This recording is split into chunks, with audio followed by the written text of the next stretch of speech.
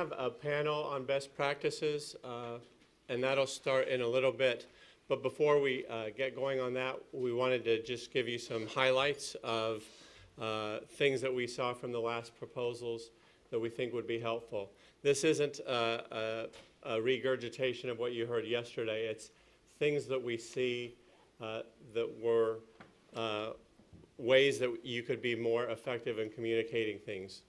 These Manufacturing USA Institute proposals, a little bit different than maybe some of the proposals you might submit to NSF or other agencies. So we just want to help you through that. And so in talking with the panel, they suggested that we would have this information up first, and then we'll bring them up to give you a chance to talk about and ask questions. So the agenda is, again, just the best practices. We're going to talk a little bit about SOPOs, preliminary SOPOs, and just some highlights so you know how to write those effectively. We've got one slide on budgets, just again, with a caveat that if you've got questions, please contact our finance team to ask how to fill those out. And then we've got 4 panelists from the last time. So, you know, you're going to start the day with a story. And so we had an offsite when I was at Global Research, and part of the offsite was on how do you tell that elevator pitch. You know, and so we went through some exercises, and then our manager had us stand up in front, and he would flash up you know, elevator, and bing, you know, Jeff Immelt's there, or bing, your department manager's there, or whoever it is, and just to get people in the habit of practicing elevator speeches so you can say what you need to say in the time that you've got to say it. And, you know, as we start, in a sense, that's what your executive summary is, or your project summary. That's your elevator speech. I think I mentioned it yesterday, but when we would do red team reviews of proposals at the Research Center, we'd go through the whole proposal, but at the beginning we'd ask the reviewers, usually 4 of them, for feedback. And almost every time they would say things like, your executive summary just does not pop, is the term that we would use. But essentially it meant, I read it, but I don't know what you're doing. So the project summary should tell us everything that you're doing in one page. And it takes a while to get there, but we've given you some leading questions. I mean, you can literally almost take each of these questions and turn them into a paragraph. It takes a lot of time to do it. Some people write it as the last thing they do after they got through the whole proposal. I tend to write it as the first thing I do, but either event. And so, again, it's what's the problem, how have people tried to solve it, you know, who's on your team and what are you guys going to do. And when you're saying what are you going to do is, you know, we're going to work on recycling of PET. That doesn't tell me anything. What specifically are you going to do? What are the key elements of your approach? What are those pieces of your proposal that, you know, make up your proposal? So we've got team member A who's doing this, team member B who's doing this, and C who's doing that. What are you going to deliver at the end of the project? Specifically, what are the things that come out of the project? And the last piece is, what's the broader impact? And again, we talked about this yesterday, saying we're going to contribute to a 30% reduction in primary feedstocks. That's not actionable because it's what's the requirements of the TPMs, but it's not what your project is going to deliver. You're contributing to it. Tell us how much you're going to have an impact on that. So if you've got questions along the way, please feel free to stop me. Technical approach. The way I like to think about this is break it up into your pieces. What are the 2 or 3 or 4 key pieces of technology that you're working on in your project? Who's working on those projects? Like who's responsible for those, each of those pieces, and why is it better? You know, as technical people, we like to write, we like to get into the technical things, and we want to, you know, we'd like the whole proposal to be like maybe an executive summary and 20 pages of our great technology and then, you know, closing notes. But it really is important to be able to tell and break down into chunks what those approaches are. The other thing I would say is, if you got 3 pieces of technology that you're talking about, A, B, and C, as you go throughout the proposal, the rest of the sections, talk about the benefits, talk about the tech transition, in that order, A, B, C, so people get to expect what they're going to see on the back end. A couple things that we saw, and again, these are suggestions of errors to avoid. If you're putting in a full proposal isn't a place to say, well, we got some ideas, we're going to try 3 or 4 of them, we're going to see what sticks to the wall. We had, through the last reviews, that kind of exploratory work is appropriate for exploratory programs. The other piece that we sometimes saw, or that we see, is where you've got a bunch of groups and they're all working on some technology, but none of it fits together into an integrated whole. It's like I talked to my buddy over here and my buddy over here, and we put them into a proposal, but it's not clear how everything relates to itself. Quantification. Again, I don't want to have to go through the reading of the slides because I'm sure you'd much rather hear from the panelists. But one of the things that we saw, again, is quantify what the impact of your project is. Again, not one of the TPMs, but what will you deliver. And I think of the 17 proposals that were funded, the majority of them didn't do that last time, but the ones that did, it was very easy to see what they were doing. We're going to have that session that Nabil mentioned on the impact calculator, so that will help you quantify those benefits. The other thing, and I would say this to the industry members, clearly you're working on these projects because it will provide a benefit to your company, and we understand that. But talk about it in terms of the broader impact to the industry. If it only looks like it's very specific to your company and it doesn't move REMADE's metrics forward or help REMADE and its members, that kind of raised red flags with reviewers. And so, again, just as an example, and this is a fictitious example, but it kind of gives you the buzzwords. So if you're working on PET recycling, at the end of the project to recover PET from whatever it is, the consumer products industry will have access to 12 million metric tons of FDA-compliant rPET. That way people can see, yeah, it's helping our company, but it's also helping the industry more broadly. So because these are pretty competitive, it should be hopefully easy to tell that story. Technology transition. Again, it's important to talk about what you're going to deliver at the end of the project and in what form. I did a project back in 2016 for DMDII, the Digital Manufacturing and Design Innovation Institute in Chicago. And what I did is I worked with a team to go through the 53 projects they had in their portfolio to look at what was coming out of those projects. So they had funded a bunch of projects, but it wasn't clear how they all fit together. It wasn't clear how they moved the needle forward in digital manufacturing. And so we broke it down, using the TRLs as a guideline.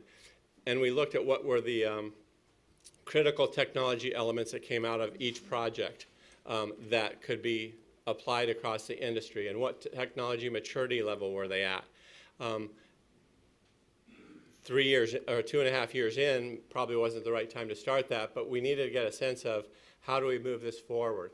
I know in talking to some of the other institutes at the peer review where they've funded projects, and they're great projects to fund, they're now struggling to see how they all fit into the bigger whole. And so some of the things we talked to you today about, or yesterday about, around calculating impacts was really about trying to see, again, around the roadmap, how everything fits together and contributes to the TPMs. Another thing that shows that you understand what you're working on and why it's relevant to industry is what level of improvement do you need to achieve?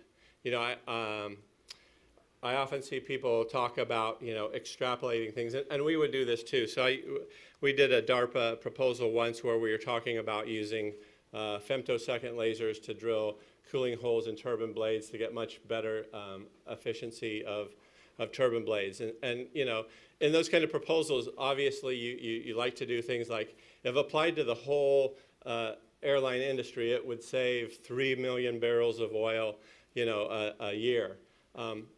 Now the reality is nobody was going to go re-drill all those holes that are out there flying, but it gives you a sense of what that projection is. But But again, talk about what level of performance needs to hit.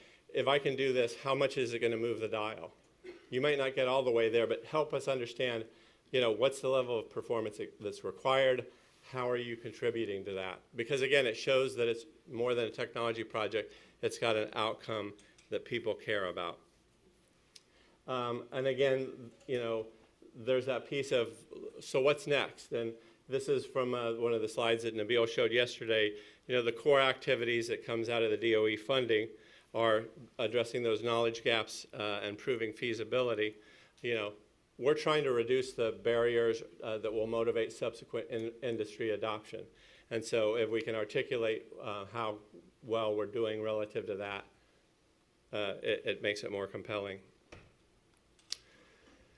Team qualifications, again, it should be somewhat obvious, but show how you have it's great. It would be better if you had direct experience working on this technology before. You've got some proof that you know what you're doing. You've been successful working on pieces of these puzzles before. Again, relevant facilities, equipment, and resources. Do you have the right equipment to be able to carry out this work?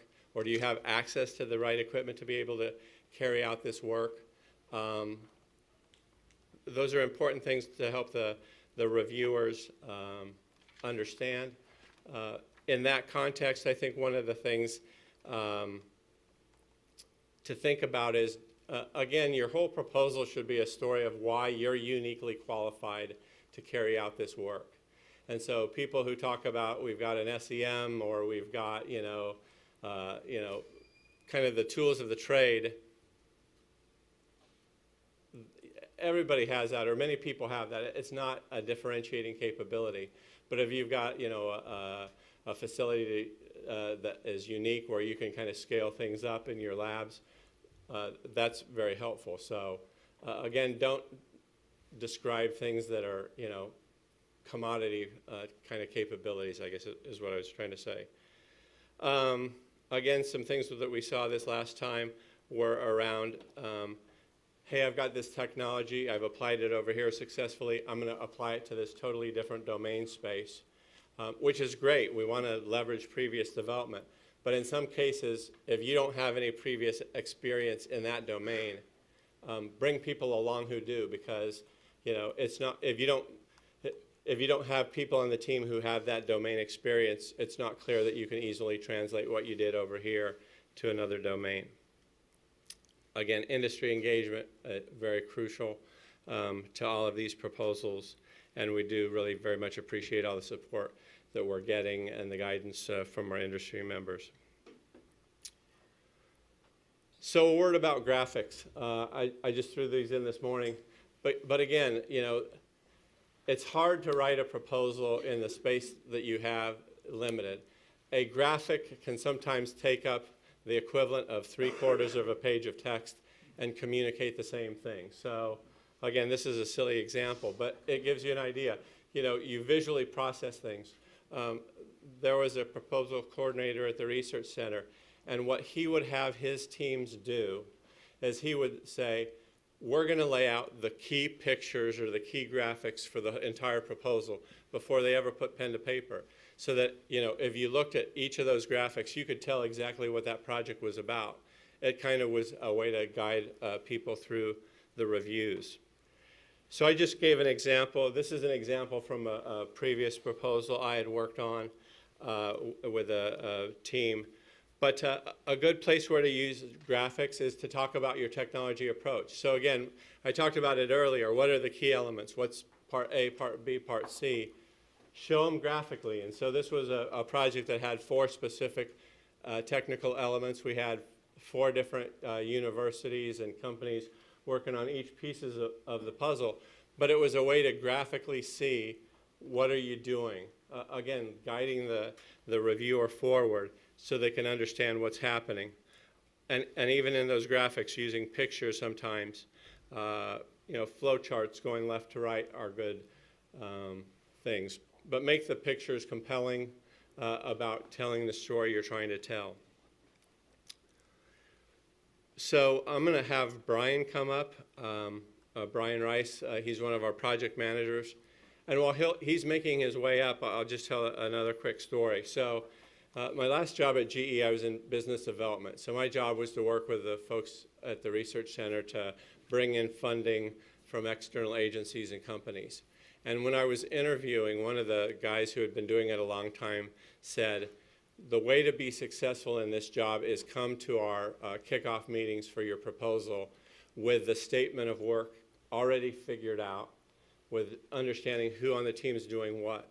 Because if you have that laid out, it's very easy to write. Otherwise, what you may do, and I've done this before, is you end up writing a bunch of technical stuff, and then you're like, oh, I got to put together the work breakdown structure. Oh, I forgot about that, and then you end up circling back to rewrite. So if you know who's doing what and who's responsible for what, it makes it really easy to tell the talk through the proposal. So let me turn it over to Brian, and then we'll talk budget real quick and bring the panel back up.